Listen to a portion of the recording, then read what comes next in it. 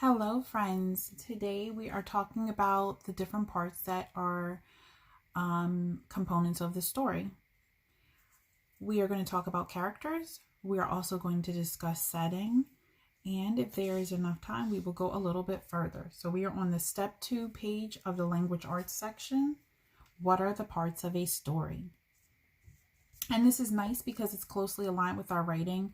This week we're working on fiction stories also, and you're writing about made up characters. And this story has characters that are made up. So we can use that as a example.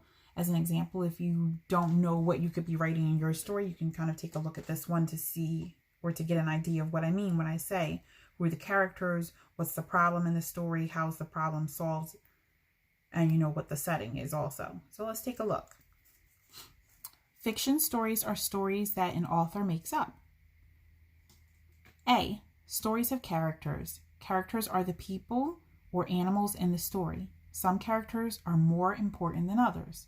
So you can have multiple characters in a story, but just bear in mind that sometimes there's one character that has a bigger part than the other characters, or that we seem to notice comes up more often. Here's the first part of a story called Lost Boots. We're going to read it and we're going to look at the notes. Okay? When we are looking to figure out who the main character is in a story, we are trying to find out whose name do we see come up over and over again? Who is the one, which character has the most action or activity? Which character does the author mention more often as far as having some kind of issue or problem? So let's see as we read. Notice that there are some words that are underlined and they are different characters that are in the story. And we are going to figure out which person we think is the most important character in the story. We have the name Ed here. We have Peter. We also have Jake. I think I'm missing one somewhere. Hopefully it'll come up. So we want to figure out who is the most important character in this story. So let's follow along and try to figure out whose name comes up often and who the author talks about the most. Lost Boots. Ed called, "It's time for breakfast." Peter looked out of the window. It was raining. He knew he would need his boots, but he couldn't find them. He looked in his closet and under his bed. He couldn't find the boots. "How can I go to school without boots?" Peter said. "I'll have to sit in wet shoes all day." He looked in even more places to find his boots. He knew that his little brothers had not taken them. Ed's feet were too small for Peter's boots, and baby Jake was still in a stroller.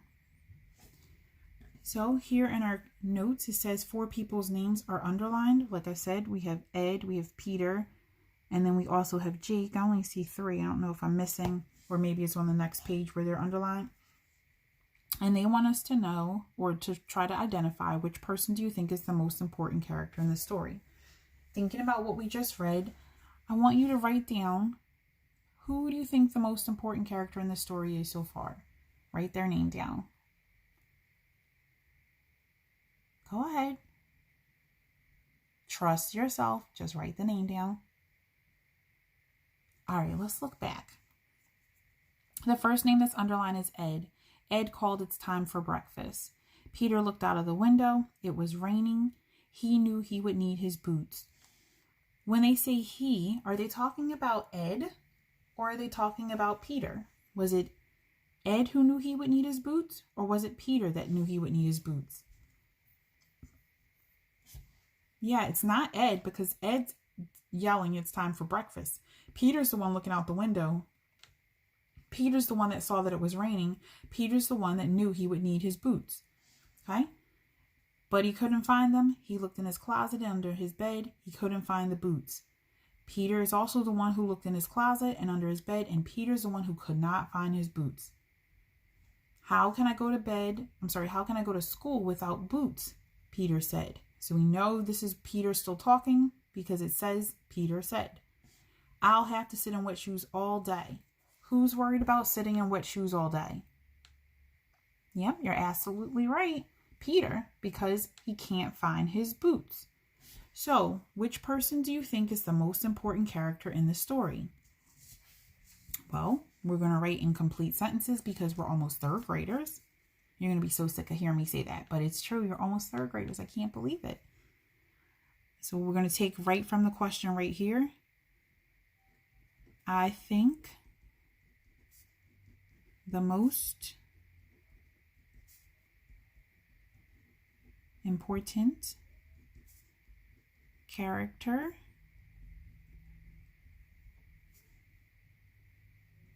in the story is, and I think we all agree, Peter. Okay? Jot that down. If you need to, you can pause it so that you can catch up and write it down. I'm going to move on to letter B, the setting. So we know that stories have characters. We also know that stories have a setting. The setting is the when and the where that the story takes place. And when an author is adding that in, they want to make sure to include details to help paint that picture inside the reader's head. We're going to read the rest of the story of Lost Boots, and we're going to use the words from the story to figure out what the setting is. Let's look at our notes first. Setting. The underlined words name rooms. So there's underlined words in the story and they're going to name rooms. Where would you find rooms like those? So let's look first and see what those underlined words mean, because obviously the author wants us to know to pay attention to those words. That's why they're underlined. We have bedroom, kitchen, bedroom and kitchen. Where would we find a bedroom and a kitchen? In school? No, we wouldn't find it in school. Where will we find a bedroom and a kitchen? Yeah, we would find it in a house. So I'm going to write down here, inside of a house. How do the circled words help you figure out a time? So there's circle words, breakfast and late for school. I don't know. I don't know what those words mean by themselves. I actually need to read this part to kind of get an idea of what time it is and what they want us to know. So on the other page, we know that Peter was looking out the window, that it was raining, and that he knew he would need his boots. And also his brother Ed yelled, "It's time for breakfast." Let's continue to read to figure out what the setting is, which is the when it took place, because we wrote down where we think it took place, inside of a house, but let's try to figure out the when of the setting. Follow along, please. Right here. Peter left his bedroom and looked around some more. He still couldn't find the boots. "Come to breakfast, Peter," Mom called. "If you don't eat now, you'll be late for school." Peter went into the kitchen. Right away, he spilled dry cereal on the floor. He went to get the broom. He opened the door of the kitchen closet. There in the closet were his boots. "I guess I left them lying around," said Peter. "Someone must have put them away in here." So now let's use some of the story clues to figure out when the story is taking place. They already circled the word breakfast, so Mom told him to come for breakfast. And she told him, if you're not going to do that, if you don't hurry up and eat, you're going to be late for school. So what time of day would it be that you would be eating breakfast and that you might be late for school? Absolutely. It's in the morning time. So write down over here, the morning. So what's the setting? When is it? In the morning. Where is the story taking place? Inside of a house. And if we want to be specific, it's not just inside of a house, it's inside of Peter's house. Okay, so we can be more specific in that section also. You're doing a great job. Let's keep going. We've talked about the characters. We've talked about the setting. Now let's move to letter C and talk about the plot. Stories have a plot. A plot is what happens in a story. Often a character has a problem to solve. Just like when we do our rating, we come up with a problem for our character and they have to solve it. So we are going to now figure out what the plot is. What's the problem that's happening in the story? We have a plot chart for Lost Boots, so we're going to look right here. We have 1, 2, 3, 4, but we're missing number 3. So the story begins. Ed calls out that it's breakfast time. The problem is given. Peter's boots are lost, which we know. And then the character tries to solve the problem. What did he do to try to solve the problem? And then at the end of the story, the problem works out. He finds the boots in the kitchen closet. So let's go back to these two to figure out this one here. Peter's boots were lost. That's the problem. He finds the boots in the kitchen closet. What steps did he have to take to get from lost boots to finding the boots in the kitchen closet? You might need to go back to the story, reread it, and find that key detail to help you solve this mystery. Let's look at the possible answers down below for what belongs in box 3. We're going to put a check in the box next to the correct answer. So you don't have to write it and squeeze it in. If you want to, you can. But otherwise, we're going to put a check in the box that makes the answer make sense. And they gave us a little hint. Read the heading in box 3 carefully. The character tries to solve the problem. Okay. Now, even if we think we found the answer as we go along, we want to read all possible choices to make sure we don't pick an answer that's almost the answer, but not the exact answer. Because that happens sometimes. Okay, so let's go. Peter's boots are lost. Peter goes to eat breakfast. Well, let's look back up here. Peter's boots are lost. We know that there. Peter left his bedroom and looked around some more. He still couldn't find the boots. Come to breakfast, Peter, Mom called. If you don't eat now, you'll be late for school. Peter went into the kitchen. Right away, he spilled dry cereal on the floor. Oh, so possibly Peter did go to eat breakfast and then he found his boots? Is that how he found them? No, he did go to get breakfast, but that's not how he found his boots.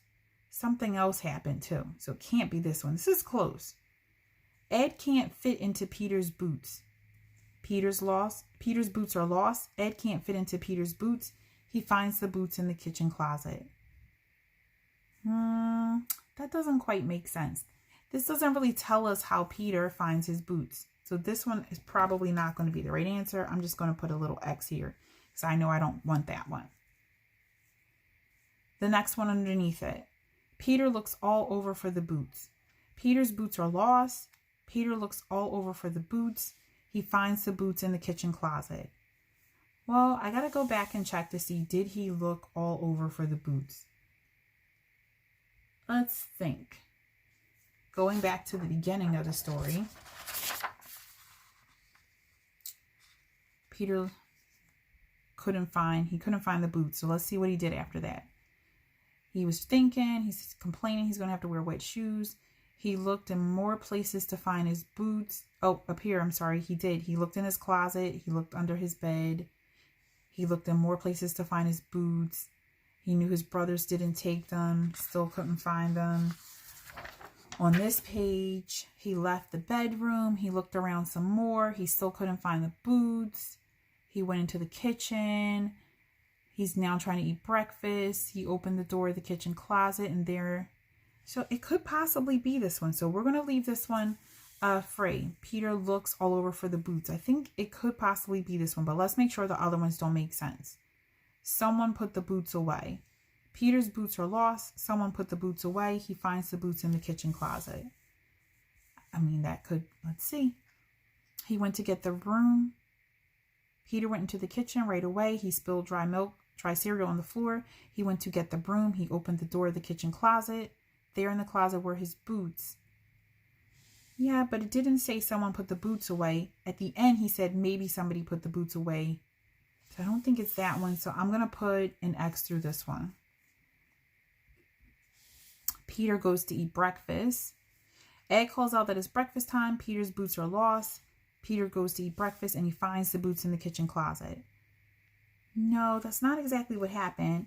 It did say that he spilled dry cereal on the floor, but we don't see him eating breakfast. So it can't be that one. So I'm going to exit it out. Exit out because he didn't say he ate breakfast. Ed can't fit into Peter's boots. While this may be true, it definitely doesn't tell us how he found his boots. This cannot be it. Peter looks all over for the boots. Hey, this is the same one as this one up here. So we only need one of them, so we can cross this one out. So we have two that we think. Peter goes to eat breakfast, or Peter looks all over the boots. Looks all over for the boots. We go back here, look again. He spilled dry cereal on the floor. He went to get the broom. Does it say he ate breakfast and then found his boots in the kitchen closet? No, it doesn't. So we know there's only one possible answer. Put a check mark in the box that makes the most sense. Great job. Tomorrow, we will reread the story all the way through without stopping, and we will fill in this story chart for lost boots.